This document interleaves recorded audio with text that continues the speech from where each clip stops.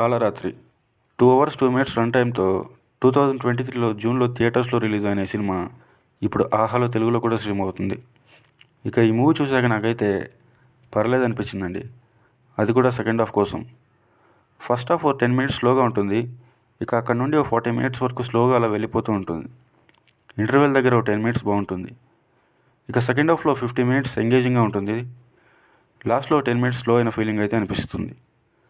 ఫ్యామిలీతో కలిసి చూడొచ్చా అంటే సెకండ్ హాఫ్లో తల నుజ్జు నుజ్జు చేసేయడం, మొహం మీద యాసిడ్ పోసే సీన్స్ అయితే ఉంటాయి. అది తప్పితే మిగతాదంతా చూడొచ్చు.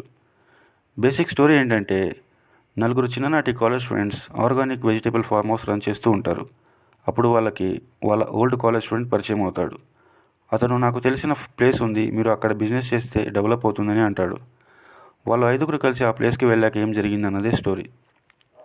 ఇంటర్వెల్ సాంగ్, బ్యాక్గ్రౌండ్ మ్యూజిక్ బాగుంటుంది. సినిమాటోగ్రఫీ డీసెంట్గానే ఉంటుంది.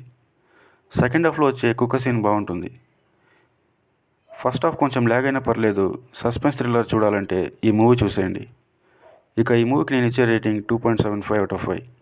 మీకు కనుక నా రివ్యూ నచ్చినట్లయితే మరిన్ని రివ్యూస్ కోసం నా ఛానల్ను సబ్స్క్రైబ్ చేసుకోండి.